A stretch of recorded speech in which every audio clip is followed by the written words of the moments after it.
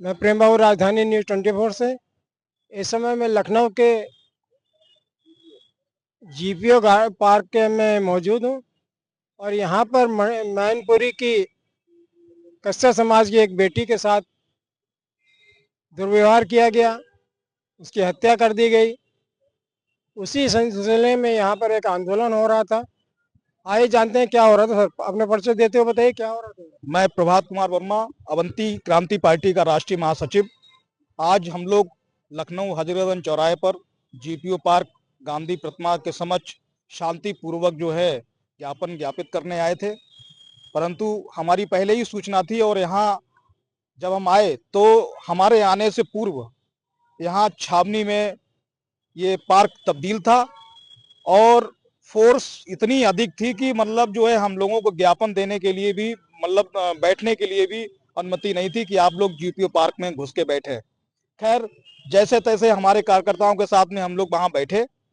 उसके बाद जो है बैनर जब निकाला और बैनर निकालने के बाद हम लोग ज्ञापन देने के लिए कहा कि कौन अधिकारी हमारा ज्ञापन लेंगे, तो यहाँ पुलिस और एलआईयू को ये जानकारी नहीं कि कौन अधिकारी ज्ञापन लेने आएंगे, जबकि उत्तर प्रदेश में ऐसी व्यवस्था है कि जब ज्ञापन की सूचना हो, लखनऊ जैसे महानगर शहर में जो प्रदेश की राजधानी है, जहां से सरकार चलती है, वहां एक अधिकारी भी ज्ञापन लेने वाला नहीं है।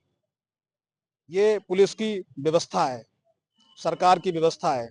और मैं जिस ज्ञापन को देने आया था वह बच्ची 24 वर्षीय बच्ची गीता शाक्य कश्यप गीता कश्यप, जो कि मैनपुरी की रहने वाली बच्ची थी, उसके साथ अमानवीय व्यवहार किया गया, दुराचार किया गया और उसकी मृत्यु हो गई। प्रशासन ने, मैनपुरी के प्रशासन की घोर लापरवाही कि दोषियों पर अभी तक कोई कार्रवाई नहीं हुई, तब जाकर यहाँ लखनऊ में आना पड़ा। दोषी कितने थे उसमें, उस घटना में कितने दोषी थे? सामूहिक मामला दुराचार का है, सामूहिक मामला दुराचार का है। पुलिस पकड़े कितने गए? एक भी नहीं पकड़ा गया, एक भी नहीं पकड़ा गया है। नाम निकाल दिए 4 सीट से, 4 सीट से नाम निकाल दिए गए।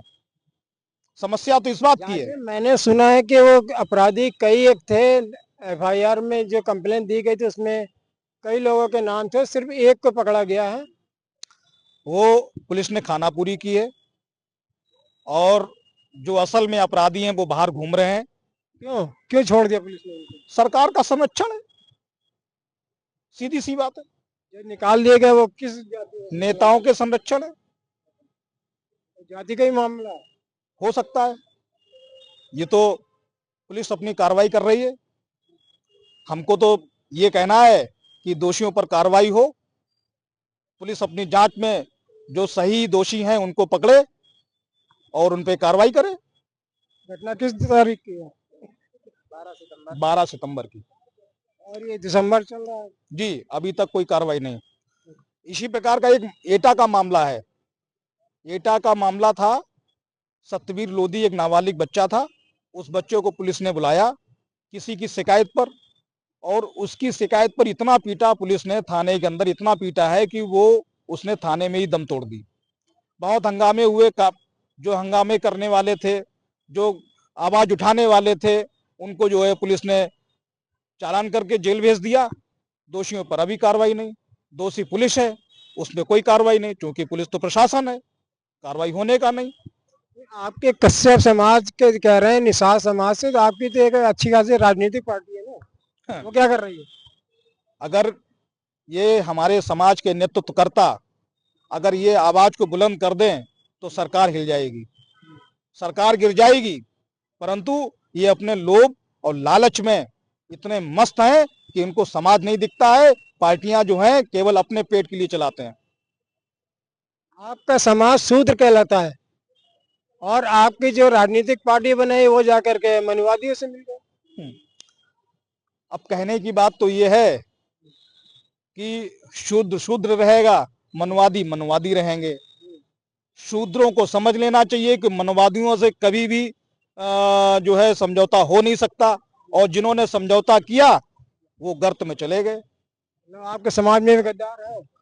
बिल्कुल गद्दार है। गद्दार कहाँ नहीं? गद्दार तो जयचंद भी था। गद्दारों की कोई कमी थोड़ी ना है समाज में। जब आप लोग वोट देने जाते तब नहीं समझ में आता आप लोगों को? ये चीजें, कुछ चीजें ऐसी हैं जिनको जो है सार्वजनिक तरीके से नहीं कहा जा सकता कि क्या। हर एक व्यक्ति का अपना अपना मंतव्य होता है। वो अपने वोट का अधिकार जो है, अपने अपने अधिकारों का कैसे हनन कराता है या अपने अधिकार को कैसे पाता है, ये व्यक्ति की अपने मंतव्य हैं। देश आजाद हो गया, डर आज भी रहे आप लोग? डरने की कोई बात ही नहीं। अगर डर होता तो आज जीपीओ में नहीं आते, आवाज बुलंद नहीं करते, या तो जेल में या रेल में। अपना परिचय देते बताइए सर, क्या हो रहा है? मैं राजेश कुमार कश्यप, अखिल भारतीय कश्यप स्वाभिमान संगठन से। आज जो गीता कश्यप जी के इंसाफ के लिए जो भारतीय कश्यप सेना ने यहाँ प्रोग्राम रखा था ज्ञापन देने का, तो उनके समर्थन में ही हम लोग आए थे। और हमारे क्रांति पार्टी, अवंती क्रांति पार्टी के प्रभात कुमार वर्मा जी और अन्य पदाधिकारियों के साथ, और यहाँ जो ज्ञापन जो दिया गया है वो बिल्कुल बहुत गलत तरीके से, जबकि यहाँ के किसी प्रशासनिक अधिकारी को आना चाहिए था। और यहाँ बहुत हम लोग इंतजार करते रहे, तो बहुत मुश्किल से यहाँ पर जो है पुलिस के कुछ एक दो अधिकारी आए और घेराबंदी करके हमारा ज्ञापन ले लिया गया और बोले कि हम ये वहाँ पहुँचा देंगे। तो इस तरीके से मैं कहना चाहूँगा कि प्रदेश सरकार का ये रवैया हमें ठीक नहीं लगा। और गीता कश्यप के साथ जो बलात्कार हुआ है वहाँ मैनपुरी में 12 सितंबर को, तो जो दोषी लोग हैं वो खुलेआम घूम रहे हैं और उसमें एक ही आदमी पकड़ा गया है और बाकी पुलिस ने चार्जशीट में नाम निकाल दिए हैं। तो ये गलत तरीका है। मैं राज्यपाल जी से अनुरोध करूंगा, कश्यप समाज मांग करता है कि दोषी जो भी हैं उनको फांसी की सजा दी जाए और पीड़ित को कम से कम 20 लाख रुपए का मुआवजा दिया जाए। मैनपुरी का जो इंस्पेक्टर जिसने कंप्लेन में दिए गए नामों को एफआईआर से निकाल दिए, तो असली दोषी तो वो है ना? उन दोषियों पर तो प्रशासन सर पे हाथ रखे हुए है, तो वो दोषी कहाँ रह गए? मतलब कानून नाम की कोई चीज नहीं, संविधान कुछ नहीं? संविधान अधिकारियों की जेब में है और पब्लिक जो है संविधान को पहचानती नहीं, अपनी ताकत को पहचानती नहीं है। एक आपके शूद्र बाबा साहब भीमराव अम्बेडकर जी ने संविधान लिखा था। वो तो सही है। अगर वो आपने लिखा, छीन ले गए दूसरे। अगर वो संविधान ना होता तो आज हम लोग यहाँ नहीं खड़े होते। आज हम लोग जो है अपनी आवाज बुलंद नहीं कर सकते थे। संविधान की ही वो ताकत है जो आज हम लोग यहाँ आकर जो है लड़ाई लड़ने के लिए सक्षम है। और मैं बाबा साहब भीमराव अम्बेडकर जी का तहे दिल से धन्यवाद ज्ञापित करता हूँ कि उन्होंने जो हमको ताकत दी, जो उन्होंने ताकत दी, वो ताकत जो है सदैव बनी रहेगी। आपकी ताकत हमारे ऊपर कृपा की तरह से काम कर रही है। संविधान तो मनुवादी बदलने वाले हैं। मनुवादी संविधान इतनी जल्दी नहीं बदल पाएंगे। ये मनवादियों की इतनी ताकत नहीं है। जिस दिन संविधान बदलने के लिए वो सोचेंगे, विचार करेंगे, तो एक क्रांति आ जाएगी और अवंती क्रांति पार्टी इन मनवादियों का घोर विरोध करेगी।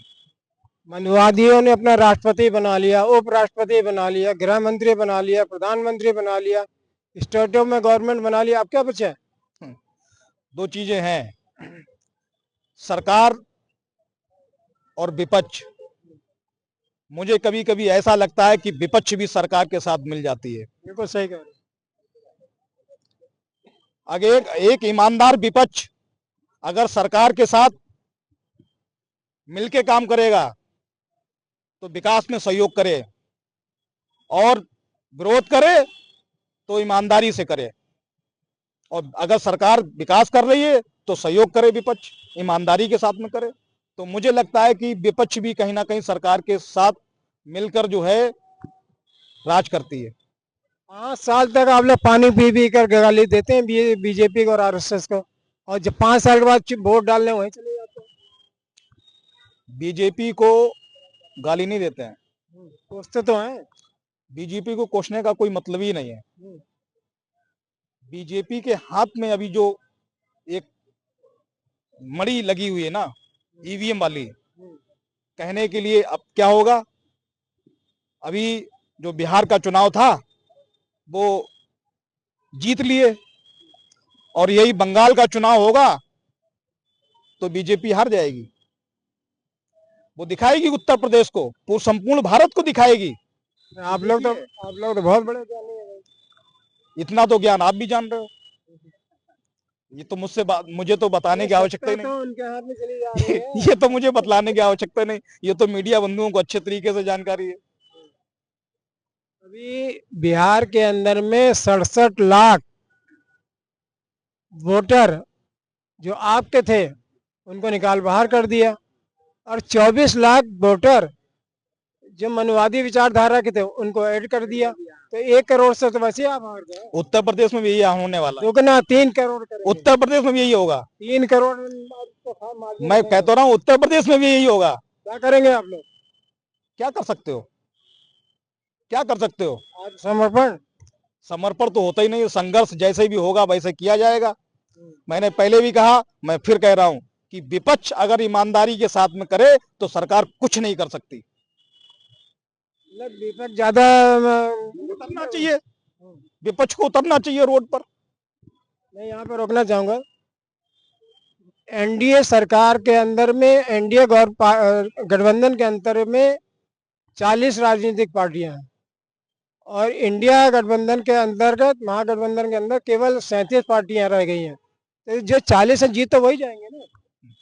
उसका भी क्या है ना कि विपक्ष में अभी कांग्रेस सबसे बड़ी पार्टी है, मानते हैं आप?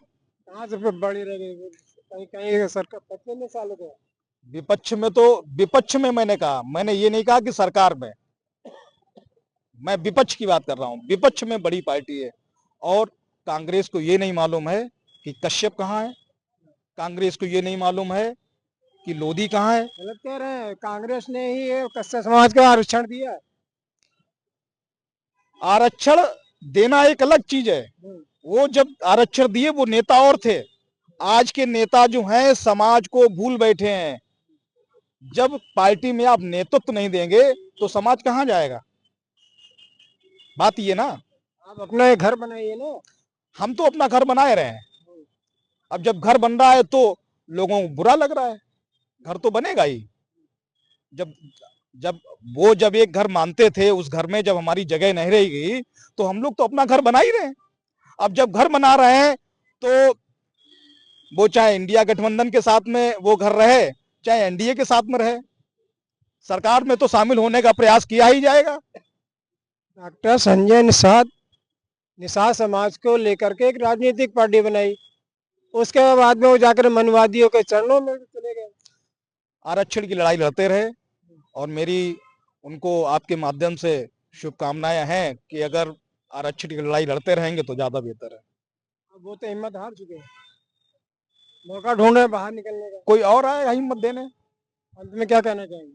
अंत में मैं यही कहूंगा कि उत्तर प्रदेश सरकार हम शूद्रों का दोहन ना करे, हम शूद्रों का दोहन ना करे। आपको पढ़ने लिखने का अधिकार नहीं था, बाबा साहब ने दिया है ना। जी, वापस आपने बुला लिया, क्यों पढ़ाया आपको? नहीं, वापस तो बाबा साहब ने जो अधिकार दिया है वो अधिकार किसी के बस में नहीं है कि उसको मेटा जा सके। अब हमारे भी समाज में, हमारे भी ओबीसी समाज में, संपूर्ण एससी समाज में, ओबीसी एससी समाज में अब लोग शिक्षित हो रहे हैं। नौकरियां जो हैं मनवादियों से लड़कर नौकरियां पा रहे हैं, मनवादियों से लड़कर। सारे सरकारी स्कूल तोड़े जा रहे हैं। ये सरकार का अपना क्या रवैया है। आपको नीचे रखना चाहते हैं। अब वो रख नहीं पाएंगे, वो दिन चले गए। बहुत बहुत धन्यवाद।